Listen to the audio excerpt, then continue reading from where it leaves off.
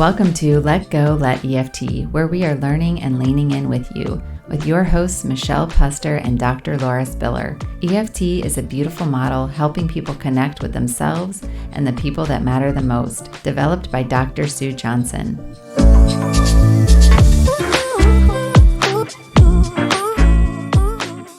Good morning, Michelle. Hi, Dr. Spiller. So today we're talking about organizing before going deep. And I guess we should define what deep means before we jump into this. What do we mean by that? When I think about, being careful about going deep before clients are ready for it, or before there's the container, the safety in the session. I think kind of about vulnerability. Is it safe to be vulnerable? Do we know that they're going to have success with their vulnerability? And that going deep, are those parts of their experience that are more poignant, I guess, that those parts of our experience that maybe we don't let other people see or often share. View of self. View of self. How would you talk about it? I don't want to go on and on here. How would you? Yeah, and I guess the primary emotion, right? Like having them sit in, I love that part of view of self, because that's very vulnerable, how people are feeling about themselves or seeing themselves. And also just their primary emotion. A lot of times there's a lot of hopelessness, sadness, pain, despair, feeling alone, rejection. I mean, these are, the deepest, heaviest, scariest things that we can feel. And while we might, as therapists, kind of have some hunches about what their primary emotions are, or we might see, gosh, your primary emotions are really getting you stuck here, or they're really causing this big behavior on the outside. There are some dangers to just going straight into the deep end and just taking people straight to their primary emotions, their view of self. And that's what we are kind of talking about, is we don't want to start off by just pushing people into the deep end, that we want to actually help people feel safe. And like you said, create that safe container by organizing what is happening between the couple, starting to organize what's happening within, and then eventually with some safety. Yes. Then we will get to the primary emotion.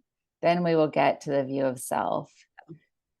So they won't need the protections as much, because we'll help them know that they can do this, and it can be within their tolerance, and it can be okay.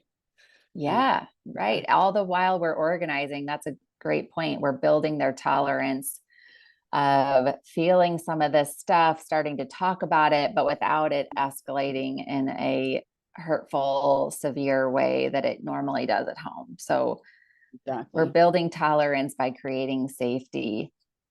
I guess what can be hard about organizing before going deep for new EFT therapists, or even maybe EFT therapists that have been doing this a while? What can be hard about organizing before going deep? I think this is one of the biggest challenges of learning EFT, is that we get hooked by EFT. We love EFT because of these, beautiful moments, these places clients can go, and where they know themselves better, and they can better show up for their partners, and they can have these beautiful connecting conversations.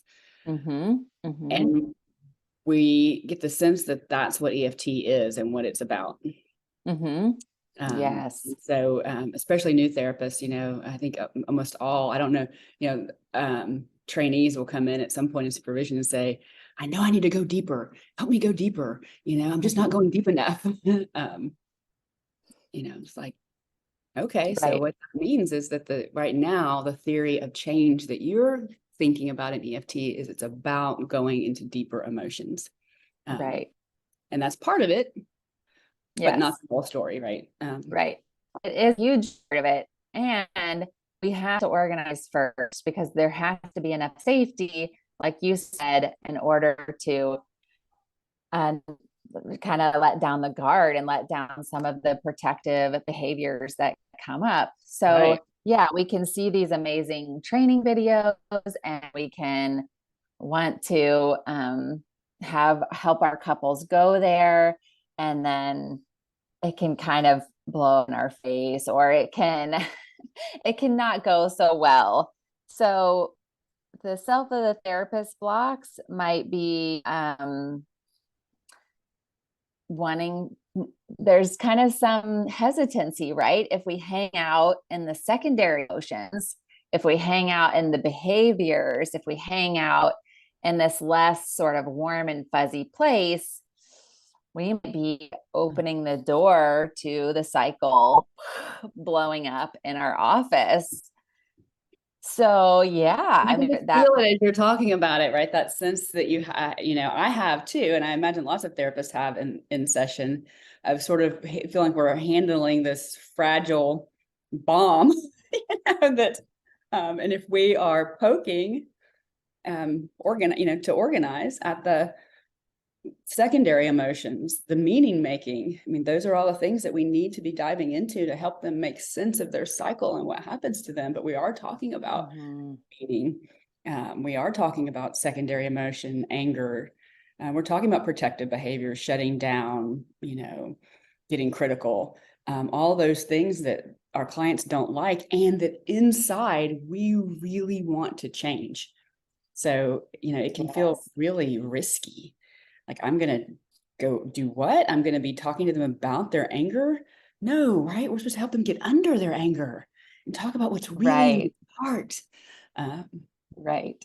And And who, it's much easier to be empathetic of someone who's experiencing sadness or feeling alone. And gosh, we just all want to move in and, give that person a hug. But if we're having to empathize with their anger, or they're shutting down, or they're what looks like their apathy, blame. or yeah, like, oh, that's much harder to be empathetic of. That's much harder to, right? So yeah, that Make could it be a harder to make huge, space for, right? Yeah, we are, scared of it being turned onto us, or it hurting the partner. mm-hmm. So Maybe there's lots somehow of good saying it's reasons. okay that you do this, even though clearly it backfires. I mean, some of us can be really worried about giving that message. Yes, there's Especially when lots of the good behaviors are reasons really for edgy. us Yeah. Yeah. as therapists that we want to say, oh, I do not want to hang out in your secondary emotions. I do not want to hang out in your behaviors. I do not want to hang out in your meaning making, because these are all of the Yep.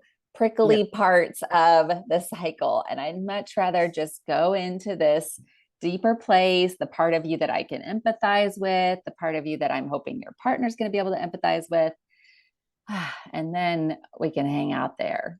Mhm. And gosh, while that sounds great, there are some risk to that. And I'll tell a funny story about how this used to go in my sessions. What I noticed was that, and this is what it felt like. It felt like that I was taking people to the edge too fast, too far. Like it felt like they were scared.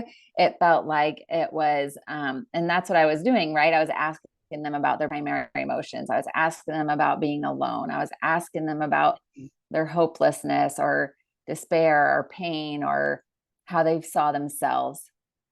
And the pattern that I noticed was that not every couple, but it was often enough that it was multiple couples where one partner would get up and go to the bathroom in the middle of the session and just like need to leave because they couldn't handle the emotions that were coming up. It was so dysregulating to have the emotions up and but not be able to use their coping skills. Right. And so it was helpful to notice that pattern, because I knew that there must be something that I'm needing to do differently in order to help this go differently for people, right? It wasn't just one person. It was so, and then that's when, I can step back and say, okay, I'm not doing the organizing piece.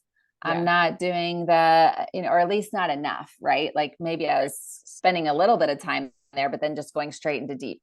No, like we can spend multiple sessions in organizing, multiple sessions. Your attunement with the client there to help you, sense what's happening and then slow down and ask yourself, where am I leading the client? And I think even, what I tend to translate the edginess into something softer, like sprinkling the EFT fairy dust, of like, oh, you get so angry, but you really, what's happening in your heart is this, so I may be talking about the anger, but I'm trying to say, I'm not really make space for it. I'm saying, the anger is not okay to talk about. This is okay to talk about. And I think that the drawback to that is that we leave them alone with their reactivity, right? If we're not helping them organize it, understand it, make space for it, bring compassion to it, then they still have the 30 years of protective behavior that makes sense for them and probably has worked really well in other contexts. It's still going to be knocking at their door, and it's still going to be useful in some way. And we're leaving them to sort of figure out what to do with that, and probably even saying to themselves, oh, that's bad. I'm not supposed to do this. I'm supposed to talk this way. Right. And that's part of why they're there, right. in our offices. They probably already say to themselves, I'm not supposed to get angry. I'm supposed to be a good communicator. Exactly. And I think people do often have shame around their secondary emotions and definitely their behaviors, and maybe part of them tries to not do that, bad thing anymore. Or they sort of double down in defensiveness because that's a good point. they're like, they can't deal with the primary emotions. Right. So they sort of double down. I mean, that's what you see between couples when one person's pointing out your strategy is not working for me, then the other partner will double down in their whatever it is, anger, defensiveness, shutting down, because one, that's the only strategy they have. And two, it's like, well, no one's validated why that's happening. And that is really magic to when you can validate, of course you're getting angry. Anybody in your shoes would get angry if you turn to your partner and they're not there. They turn away. You can't reach them. You can't find them. It's human nature to bang louder. If I put myself in your shoes, that's exactly what I would be doing. You bang louder. You're trying to get their attention. You're trying to get them to hear you. That is human nature. I get it. I understand. And you can just see people like take this huge sigh of relief, because what they've been telling themselves possibly is I'm crazy. What they often hear from their partner is I'm crazy and bad. And the same with partners who shut down, right? Of course you shut down. You don't know what else to do. You want to get it right. And you feel like not only do I not get it right when I take a step towards you, but usually I make it worse. So of course you're not going to take a step. Of course you go quiet. You don't want things to get worse between the two of you. You want things to get better, and you're not sure how else to do that. So you just try to avoid things from getting worse.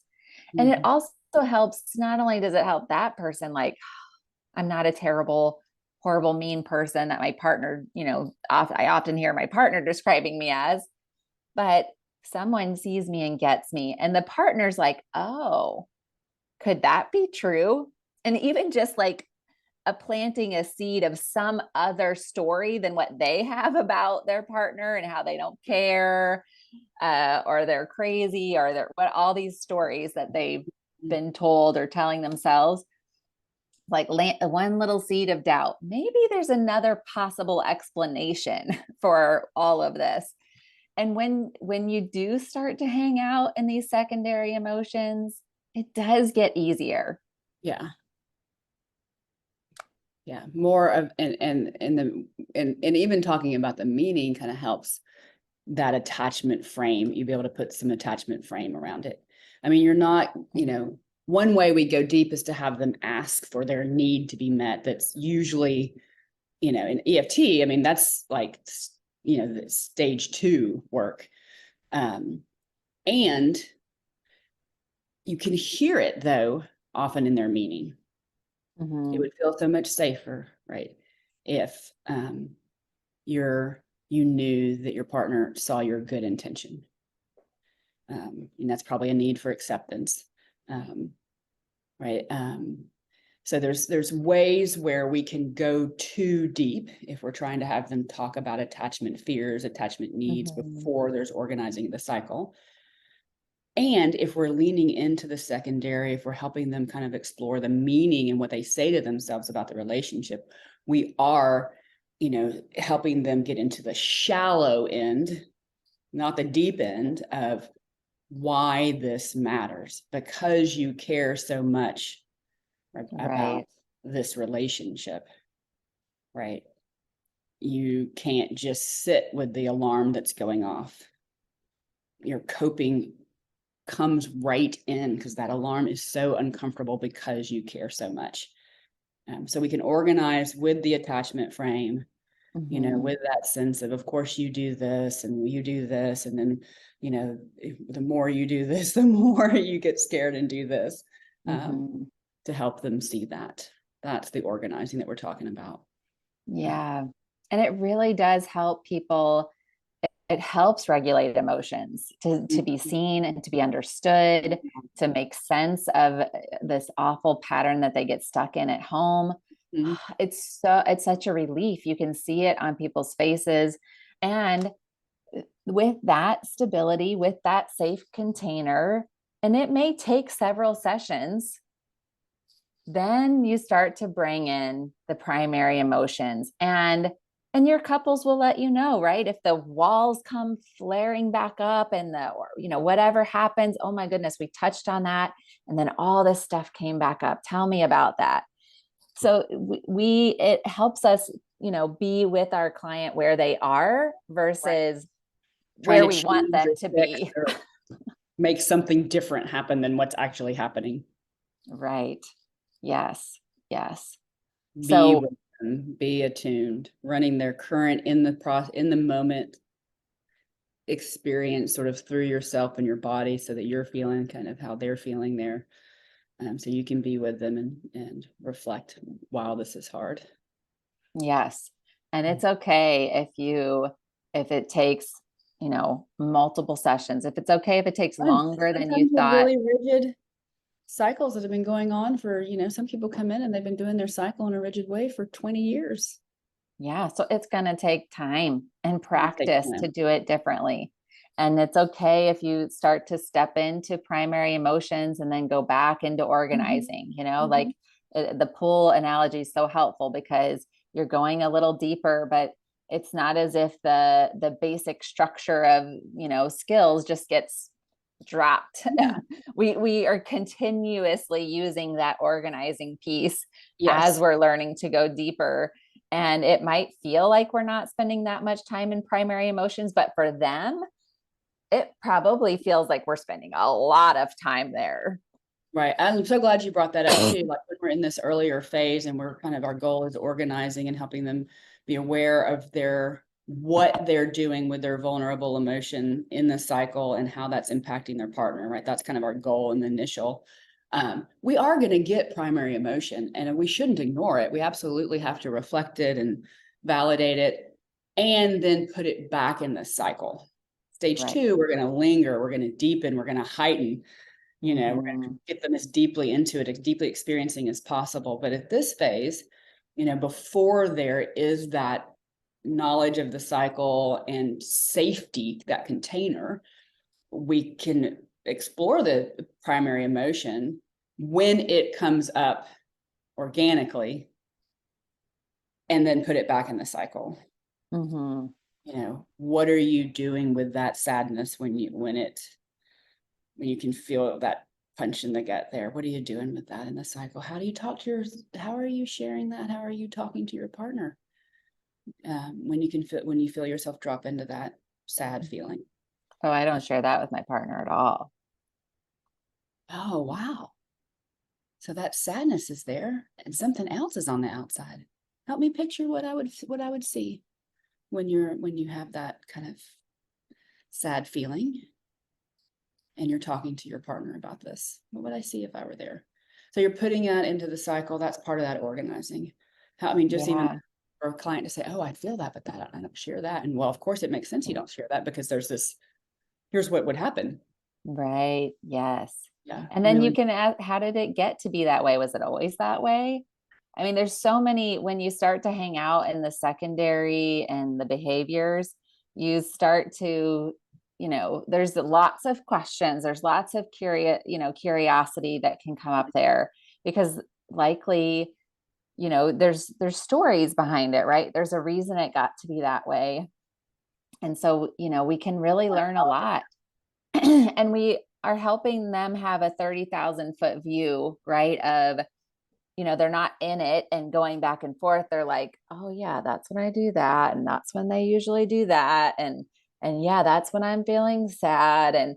And so that helps because, it's not so overwhelming and they're not like flooded with that emotion. They're like just looking at it like, oh, that's interesting. Look at that pattern. You're helping them build mindfulness and awareness of their own internal state and what they're seeing on the outside. And that's, again, very organizing, calming to our nervous system. And we need to help them have some, a calm nervous system while exploring all these difficult, potentially really painful emotions. And that's part of the safe container that we're helping them build.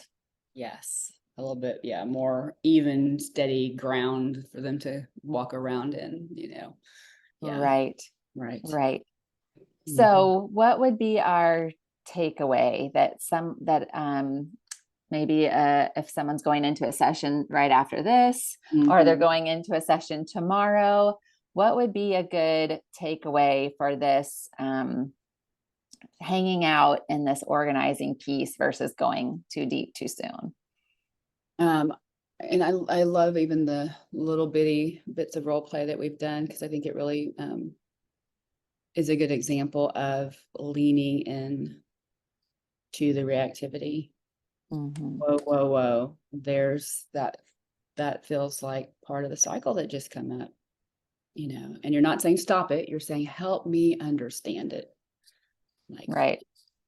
I love what George Fowler says. There's must be a good reason for this. there No must be a matter good. what this behavior is, no matter how big and bad it seems on the outside, there must be a good reason. And I just want to understand. I Yeah. want to be curious about it. So my takeaway would be the inside outside piece. It's so simple that Mhm. it's so helpful to use that Mhm. we can reflect back, because like you said, we'll hear about primary emotion. We're not necessarily going to hang out there and unpack it, but we're going to hear about it. Oh, so when you feel sad, you move away.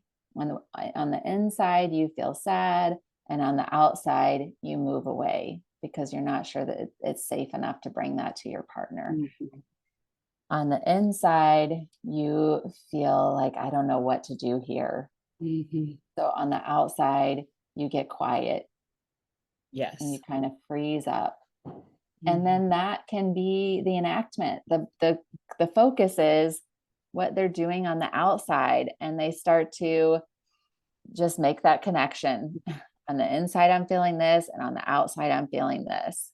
Yeah, we want them talking to their partner about the protective behavior in the cycle, their experience in it, and any meaning or function or any organizing is going to help them make sense of that, and they can share that back and forth. So I love that example of how the inside outside helps you have a strategy to take the primary emotion that comes up, understand it, and then put it back into the cycle. And I think that we can, even if we're not getting primary emotion, we can still use the inside outside type of enactment, so that,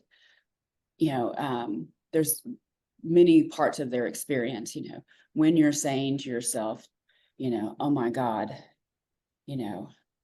we're so different. And that alarm's going off. That's when you can really go quiet and sort of retreat from the conversation. Right. That may be a little bit more meaning and a little bit more, just naming it's an alarm. They may not be able to say, I get really scared about whether we're going to make it, whether my partner wants me, whether my partner sees me as a good person that is, can be a good partner to them. That's down the road. But they can say, I don't know, but all I know is that my stomach just drops. All I know is perfect. Grr, we can be like, yeah, there's suddenly this big gap. You're on this side and you're on this side, and that feels terrible. And then that's when you go quiet. And you talk to your partner about how, you go, when you're going quiet, there's this really complicated tension inside. And, I might use the word fear, but, alarm going off on the inside. Right. Yeah. The inside piece can be very surface, right? An feeling, an uneasy feeling inside, an alarm starts to go off. It's hurtful, painful, like it's very surface wherever they're at, right? So for some people, there might be they might talk about sadness, and some people might say it's hard, so wherever they're at, that just how they describe that inside.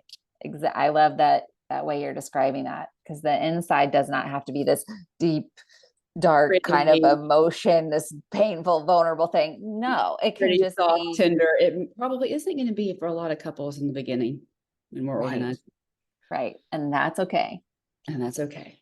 That's okay. And you're building a safe container. Yeah. So I hope this was helpful to everyone. It was helpful to us just to, kind of put into words this organizing piece, and just kind of looking back and seeing how we've made changes over the years and the difference that's made with couples. And if you guys have any other ideas for shows, please leave them below. If you have a one-liner, one of those great questions that we were hearing from Dr. Spiller, that what you might ask for your couple about their secondary emotion or their meaning making, we'd love to hear those examples. I used to have those all written out on my clipboard. Yeah, I do miss the days of the where I was doing more online therapy, because I had like all around my monitor, I had like, different phrases to practice and try out and, remember. So now I do it in the margins of my paper on my clipboard. Yes. It's all good to practice these, take these little pieces and practice them, play with them, make them yours, see, how it feels for you. Yes. Know how that goes. Yeah, we'd like to know how that goes. We've actually gotten some subscribers. It's pretty exciting. So all right. Like this, guys, folks, subscribe, and that is encouraging for us to continue doing them. Yes, although we're doing, and it is a great time and helpful for us organizing our experience and our learning too. So you guys have a good week. We'll see you next time. Thanks.